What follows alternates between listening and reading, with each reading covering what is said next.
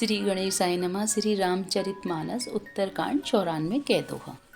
तुम ही न व्यापत काल अति कराल कारण कवन, मोहि सो कहूँ कृपाल ज्ञान प्रभाव की जोग बल। ऐसा वह अत्यंत भयंकर काल आपको नहीं व्यापता, आप पर प्रभाव नहीं दिखलाता। इसका क्या कारण है? हे कृपालु, मुझे कहिए, यह ज्ञान का प्रभाव है या योग का बल है? 94 कह दोहा। प्रभु तब आश्रम आए, मोर मोह भ्रम भाग, कारण कवन सुनाथ सब, कहूँ सहित अनुराग। हे प्रभु, आपके आश्रम में आते ही मेरा मोह और भ्रम भाग गया। इसका क्या कारण है? हे नाथ, यह सब प्रेम सहित कहिए। गरुण गिरा सुनि हर्षहु कागा, बोलहु उमा परम अनुरागा। धन्य धन्य तब मति उर्गारी, प्रसन्न तुम्हारी मोहि अति प्यारी। हे उमा, गरुण जी की वाणी सुनकर काक भुसंडी जी हर्षित हुए और परम प्रेम से बोले, हे सर्पों के शत्रु, आपकी बुद्धि धन्य है, आपके प्रश्न मुझे बहुत ही प्यारे लगे। सुनी तब प्रश्न सप्रेम सुहाई, बहुत जन्म के सुधि मोहि आई। सब निज कथा कहूँ मैं गाई, तात सुनहु सादर मन लाई। आपके प्रेम युक्त सुंदर प्रश्न सुनकर मुझे अपने बहुत जन्मों की याद आ गई। मैं अपनी सब कथा विस्तार से कहता हूँ। हे तात, आदर सहित मन लगाकर सुनिए। जप तप मख सम दम व्रत दाना, वीरति विवेक जोग विज्ञाना। सब कर फल रघुपति पद प्रेमा, तेहि बिनु को न पावहि क्षेमा। अनेक जप तप यज्ञ शम मन को रोकना, दम इंद्रियों को रोकना, व्रत दान वैराग्य विवेक योग विज्ञान आदि सबका फल श्री रघुनाथ जी के चरणों में प्रेम होना है। इसके बिना कोई कल्याण नहीं पा सकता। एहि तन राम भक्ति में पाई, ताते मोहि ममता अधिकाई। जेहि ते कछु निज स्वार्थ होई, तेहि पर ममता कर सब कोई। मैंने इसी शरीर से श्री राम जी की भक्ति प्राप्त की है, इसी से इस पर मेरी ममता अधिक है। जिससे अपना कुछ स्वार्थ होता है, उस पर सभी कोई प्रेम करते हैं। 95 कह दोहा। पन्नगरी असि नीति श्रुति, सम्मत सज्जन कहई। अति निचहु सन प्रीति करहु, जानी निज परम हित। हे गरुण जी, वेदों में मानी हुई ऐसी नीति है और सज्जन भी कहते हैं कि अपना परम हित जानकर अत्यंत नीच से भी प्रेम करना चाहिए। 95 कह दोहा। पाट कीट ते होइत ही, ते पाटंबर रुचिर। कृमि पालहि सब कोई परम, अपावन प्राण सम।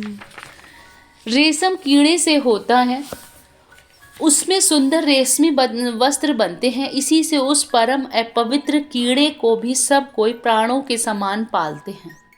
स्वार्थ साच जीव कहुएहा, मन क्रम वचन राम पद नेहा।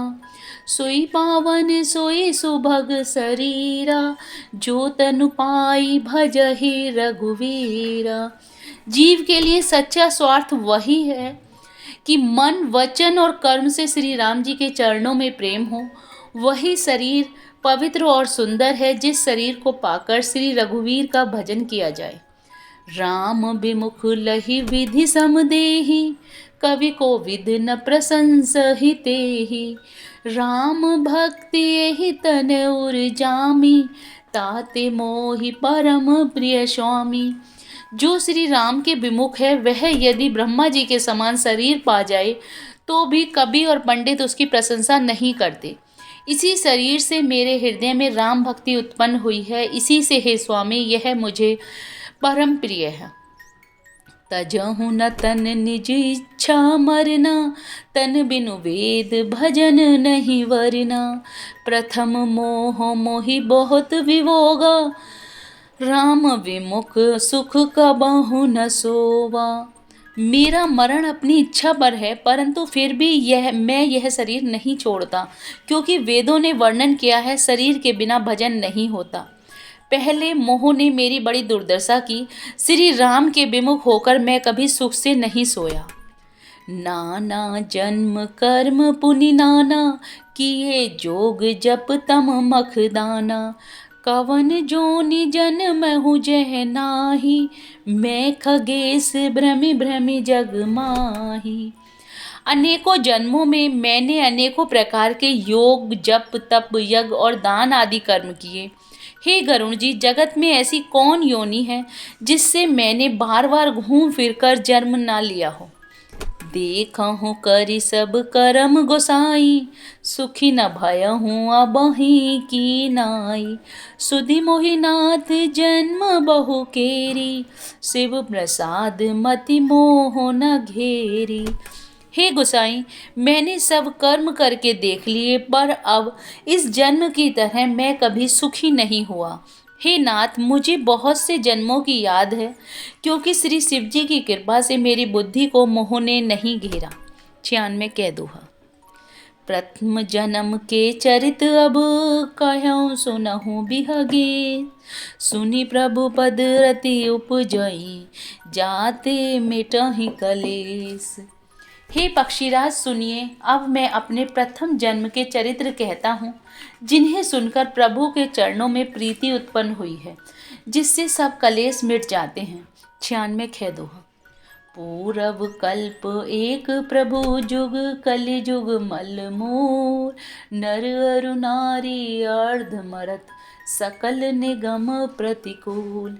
हे प्रभु, पूर्व के एक कल्प में पापों का मूल युग कलयुग था, जिसमें पुरुष और स्त्री सभी अधर्म परायण और वेद के विरोधी थे। तेहि कलि जुग कौशलपुर जाई, जनमत भयहु शूद्र तनु पाई। शिव सेवक मन क्रम अरुबानी, आन देव निंदक अभिमानी। उस कलयुग में मैं अयोध्यापुरी में जाकर शूद्र का शरीर पाकर जन्मा। मैं मन वचन और कर्म से शिवजी का सेवक हूँ और दूसरे देवताओं की निंदा करने वाला अभिमानी था। धन मद मत परम वाचाला, उग्र बुद्धि उर्दम्भ विशाला। यद्यपि रहूं रघुपति रजधानी, तदपि न कछु महिमा तब जानी। मैं धन के मद से मतवाला, बहुत ही बकवादी और उग्र बुद्धि वाला था। मेरे हृदय में बड़ा भारी दंभ था। यद्यपि मैं श्री रघुनाथ जी की राजधानी में रहता था, तथापि मैंने उस समय उसकी महिमा कुछ भी नहीं जानी। अब जाना मैं अबध प्रभावा, निगमागम पुराण अस गावा। कब नहु जन्म अवध बस जोई, राम परायण सो परि होई। अब मैंने अवध का प्रभाव जाना। वेद शास्त्र और पुराणों ने ऐसा गाया है कि किसी भी जन्म में कोई भी अयोध्या में बस जाता है, वह अवश्य ही श्री राम जी के परायण हो जाएगा। अवध प्रभाव जान तब प्राणी, जब उर बसहि राम धनु पानी। सो कलिकाल कठिन उर्गारी, पाप परायण सब नर नारी। अवध का प्रभाव जीव तभी जानता है जब हाथ में धनुष धारण करने वाले श्री राम जी उसके हृदय में निवास करते हैं। हे गरुण जी, वह कलिकाल बड़ा कठिन था, उसमें सभी नर नारी पाप परायण थे। 97 कह दोहा। कलिमल ग्रसे धर्म सब लुप्त भय सद ग्रंथ, दम्भिन निज मति कल्पि करी, प्रगट किए बहु पंथ। कलयुग के पापों ने सब धर्मों को ग्रस लिया, सदग्रंथ लुप्त हो गए। दंभियों ने अपनी बुद्धि से कल्पना कर करके बहुत से पथ प्रकट कर दिए।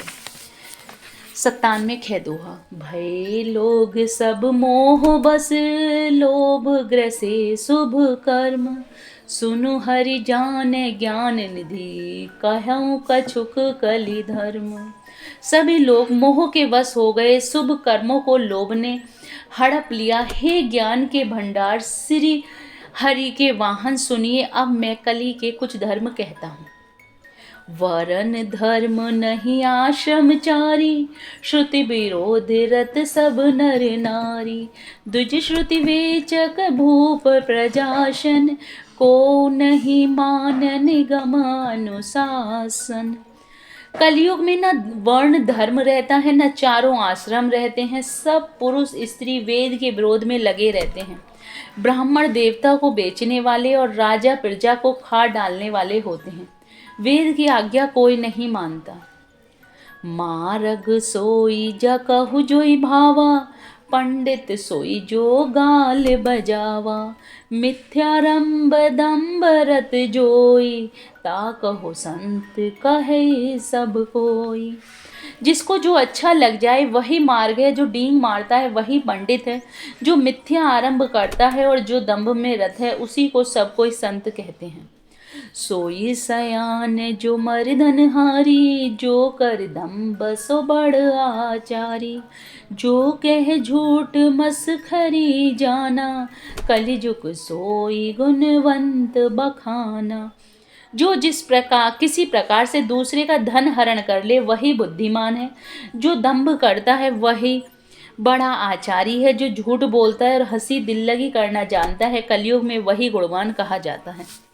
निराचारी जो श्रुति पथ त्यागी, कलिजुग सोई ज्ञानी सो विरागी। जाकी नख अरु जटा विशाला, सोई तापस प्रसिद्ध कलिकाला। जो आचारहीन है और वेद मार्ग को छोड़े हुए है, कलयुग में वही ज्ञानी और वही वैराग्यवान है। जिसके बड़े बड़े नख और लंबी लंबी जटाएं हैं, वही कलयुग में प्रसिद्ध तपस्वी है। 98 के दोहा। अशुभ वेश भूषण धरे, बच्छा बच्छ जे खाई। तेई जोगी तेहि सिद्ध नर, पूज्यते कलिजुग माही। जो अमंगल वेश और अमंगल भूषण धारण करते हैं और भक्ष्य अभक्ष्य, खाने योग्य और न खाने योग्य सब कुछ खा लेते हैं, वे ही योगी हैं, वे ही सिद्ध हैं और वे ही मनुष्य कलयुग में पूज्य हैं। 98 है। जे अपकारी चार चिन्ह, कर गौरव मान्यते। मन क्रम वचन लवारते, बक्ता कलिकाल महु। जिसके चरण दूसरों का अपकार करने वाले हैं, उन्हीं का बड़ा गौरव होता है और वे ही सम्मान के योग्य होते हैं। जो मन वचन और कर्म से लवार हैं, वे ही कलयुग में वक्ता माने जाते हैं। नारी विवश नर सकल गोसाई, नाचहि नट मरकट की नाई। सूत्र दुजन उपदेश ही ज्ञाना, मेल जनहु लेहि कुदाना। हे गोसाई, सभी मनुष्य स्त्रियों के विशेष बस में हैं और बाजीगर के बंदर की तरह उनके नचाए नाचते हैं। ब्राह्मणों को शूद्र ज्ञानोपदेश करते हैं और गले में जनेऊ डालकर कुत्सित दान लेते हैं। सब नर काम लोभ रत क्रोधी, देव विप्र श्रुति संत विरोधी। गुण मंदिर सुंदर पति त्यागी, भजहि नारी पर पुरुष अभागी। सभी पुरुष काम और लोभ में तत्पर और क्रोधी होते हैं। देवता ब्राह्मण वेद और संतों के विरोधी होते हैं। अभाग्नियां स्त्रियां गुणों के धाम सुंदर पति को छोड़कर पर पुरुष का सेवन करती हैं। सौभागिनी विभूषण हीना, विधवंद के सिंगार नवीना। गुर शिष वधिर अंध का लेखा, एक न सुनहि एक नहीं देखा। सुहागिन स्त्रियां तो आभूषणों से रहित होती हैं, पर विधवाओं के नित्य नए श्रृंगार होते हैं। शिष्य और गुरु में बहरे और अंधे का सा हिसाब होता है। एक शिष्य गुरु के उपदेश को सुनता नहीं और एक गुरु देखता नहीं कि उसे ज्ञान दृष्टि प्राप्त नहीं है। हरहि विशिष्य धन शोक न हरहि, सो घोर घोर नरक महु परहि। मातु पिता बालक ही मुलावहि, उदर भरे सोई धर्म सिखावहि। जो गुरु शिष्य का धन हरण करता है पर शोक नहीं हरण करता, वह घोर नरक में पड़ता है। माता पिता बालकों को बुलाकर वही धर्म सिखाते हैं जिससे पेट भरे। जय Shri Ram. Please like and subscribe the channel.